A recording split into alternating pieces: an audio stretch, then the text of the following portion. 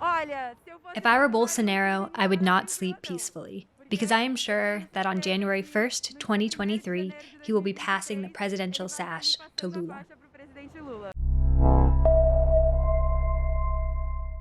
Welcome to The Real News. I'm Jaisal Noor. In a huge win for the left, a Brazilian Supreme Court judge on Monday annulled the criminal convictions against former President Luiz Inácio Lula da Silva, a move that could allow the popular politician to run in next year's presidential election. Lula was released from prison in 2019 but was barred from running for office after a conviction on what's been described as trumped up corruption charges by his political opponents. Lula is poised to challenge current far right president Jair Bolsonaro, who is up for re election in 2022, as Brazil continues to be ravaged by the COVID-19 pandemic. Lula was leading in the polls for the 2018 presidential race before the initial conviction ruled him out as a candidate. That opened the door for Bolsonaro, a right wing lawmaker who won an election with an image of an anti corruption outsider.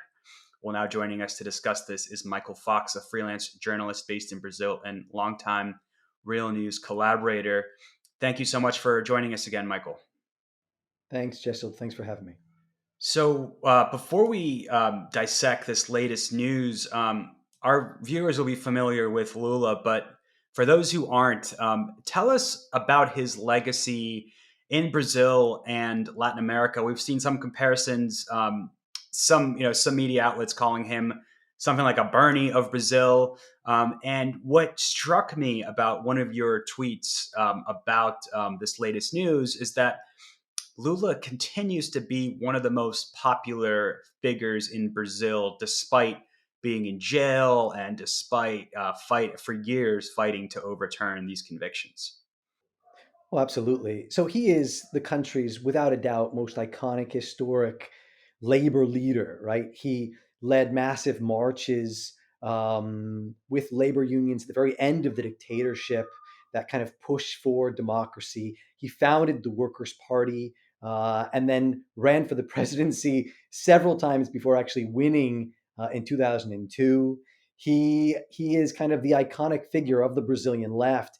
And once he got into office, he then ushered in kind of a series of poverty alleviation programs focused on, it was called Fome Zero, so zero hunger. You know, he was from the northeastern Brazil, the poor northeastern. As a young boy, he moved to Sao Paulo, and that's where his family had to move to find work. So he is like the iconic imagery of, you know, the poor northeastern Brazilian going in search of jobs, of employment, and then like lifting himself up and then fighting for what he was able to achieve. So he kind of fits within that imagery, that image of what so many people like hope for and dream. So the fact that he actually won the presidency, was then able to kind of represent people around Brazil. He lifted millions out of poverty with his poverty alleviation programs. He installed obviously South-South ties. He was extremely important in kind of the pink tide movement in the regional tide in Latin America. And when he left office in 2010, he had an approval rating over 90%. So he is definitely a figure that people have enjoyed and loved and really appreciated his administration. The next president that came in was obviously was Dilma Rousseff. She won office in 2010. She was his former chief of staff, and then she won a re-election in 2014. Now that's when things became a little bumpy because obviously that was the whole impeachment push against Dilma Rousseff. They knocked her out. Her vice president comes in and completely starts to switch to just flip the script, right? To move away from the poverty alleviation and realign Brazil with the United States and move away from these South-South ties and start to push privatizations and a spending cap and whatnot. And so this is where Brazil but kind of we see Lula at this moment as this figure. People saw him in 2018 as this figure who was going to be able to bring Brazil back, turn it back in the direction and bring things back to power, because people really saw this impeachment against Dilma Rousseff as a congressional coup. It was really a maneuver to try and get the Workers' Party out of office. Now, of course, amidst all of this, there was tons of corruption, other things that were happening, not just with the Workers' Party, with other parties. But that's why Lula's imagery is so important. He was, jailed in 2018. That blocked him from being able to run. And so the left's kind of focus, the unifying focus of the left in Brazil, obviously after 2016, was fighting the coup. And then it was really freeing Lula, getting Lula out of jail, and then getting Lula to have his political rights back to be able to stand for re-election. And that's where we are right now. So the decision yesterday by Supreme Court Justice Edson Fachin is a huge decision, because this is exactly what so many people in the Workers' Party, social movements, and on the left have been really fighting for years, is to prove Lula's innocence. And a lot of this is coming out of the reporting the Intercept Brazil and local outlets had published leaked chats and documents exposing the trumped up corruption charges against Lula. As you said, who is enormously popular for his land reforms and redistribution of, in a society that sort of has like, could be described as colonial levels of inequality. It was what he did was tremendous. Can you talk about if there's any indication those responsible will actually be held responsible? Will actually be held responsible for for their role in this, and what you think is going to happen next year as another election is coming to Brazil.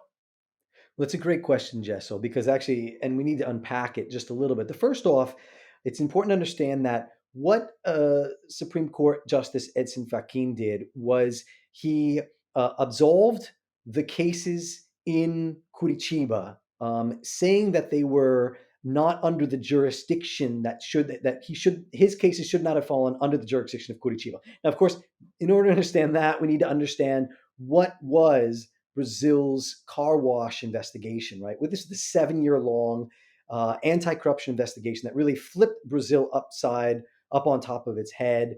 There were 1,400 search and arrest warrants issued. 280 people were convicted, including top politicians. And of course, one of them was Lula. Now, the question was, and this is what Edson Fachin focused on, was these corruption charges, which they had allegedly convicted Lula for, was that involved in this car wash scandal, this specific scandal?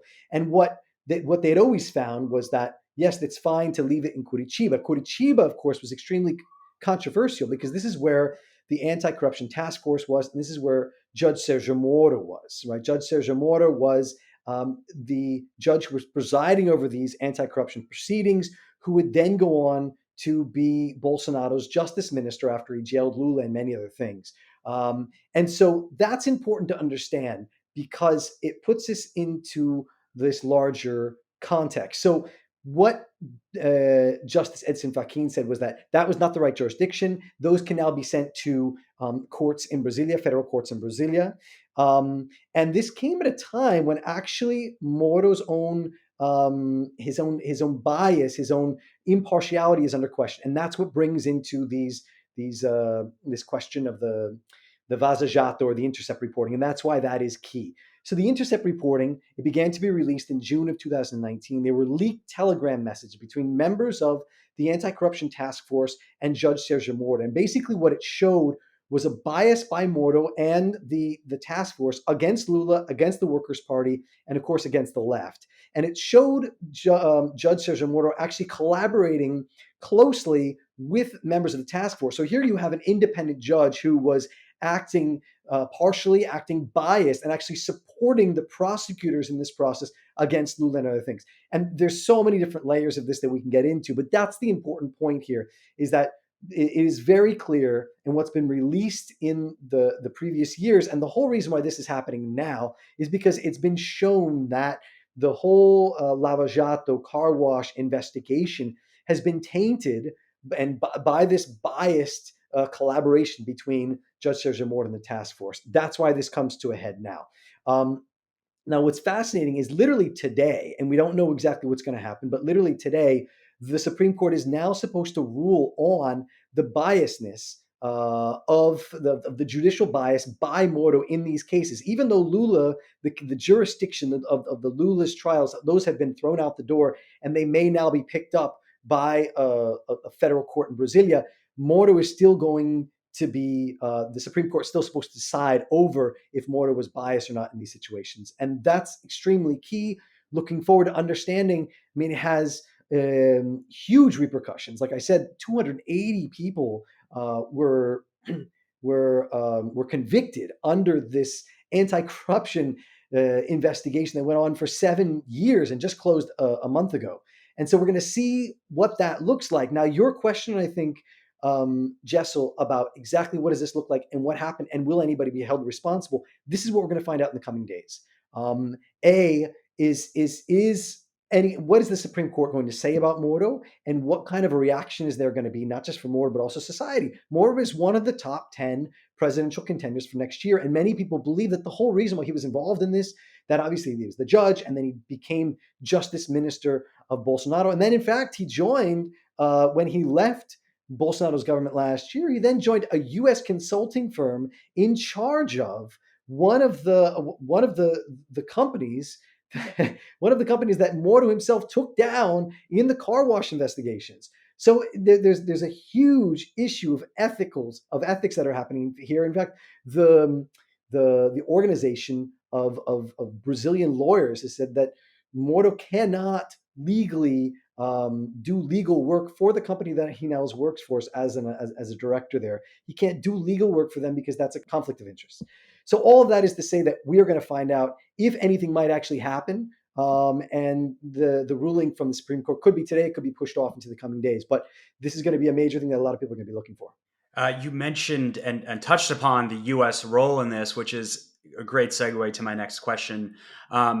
Talk about, because we know, for example, Operation Car Wash was widely praised in the U.S. press as fairness and accuracy in reporting. Noted in a piece after the latest Lula news broke, the U.S. media has glossed over its role as a cheerleader in this and the role of the U.S. government in Lula's conviction and the rise of Bolsonaro, who, as many know, was a close Trump ally, a COVID denier, continued to hold rallies, in the pandemic. And now Brazil, is facing record cases and record deaths and is, fighting hard to contain new variants. Can you talk about how the U.S. plays into this? Absolutely. And, I think it is important just to put this into perspective that Lula's, his own lawyer, she says, and she believes that the United States is responsible for election meddling because of the U.S. role in the car wash investigations, the deep role. And also, if we look back, going back to 2000, don't forget that, as we know from WikiLeaks, the United States NSA, the National Security Association, was spying on Brazil, first on the Petrobras oil company, which then became the center of the car wash investigations, and then specifically on the Dilma administration, top officials in her administration. In fact, if you remember, Dilma broke off a meeting. She was going to visit Obama in the United States at some point there, and she said, "I'm not going because of the fact that you guys are spying on my own country." So that all happens. We know that as of at least 2014, there were many members of the FBI who were working in this car wash investigation. Throughout the time, there were at least a dozen members of the car wash, FBI members actually working within Brazil with members of the car wash task force. And in fact, top members of the Workers' Party here in Brazil believe that it was the United States that was actually helping to guide this whole corruption investigation to push, obviously, for Lula's conviction, but many other cases to taint the Workers' Party and whatnot. The 1 week after Lula was convicted, a top member of the Ministry of the Ministry of Justice in the United States said that he was pleased with the collaboration between the Brazilian officials and also between the United States Department of Justice, and how it was taking great steps forward. And this was just a week after Lula's conviction. He actually mentioned Lula's conviction at that point here in 2017. So these things are extremely concerning. We see these ties running very, very deep. And we know that the United States was involved in the car wash investigation, intrinsically involved in the car wash investigation from these leaks and these messages. And in fact, it's been fascinating to see some of these messages that have come out through The Intercept and some other reporting from many Brazilian outlets that had been looking deeper into the role and some of these messages, what they're saying. For instance, many of the communication that was happening wasn't even going through embassies. It was going straight through Curitiba, and they were saying, well, don't go to the embassy because they're not really looped in with what's happening. You want to talk to these other people. So you can tell this is not happening on an official diplomatic level like it should be, like legally it should be happening. It's happening on a sub-official level, and that's also concerning when it looks at some of these collaborations that were happening. All right, Michael Fox, freelance journalist based in Brazil, longtime Real News collaborator. Thank you so much for giving us an update on this historic and important moment, and we'll certainly come back to you as things develop in the upcoming weeks and months. My pleasure, Jessel. Thanks for having me on.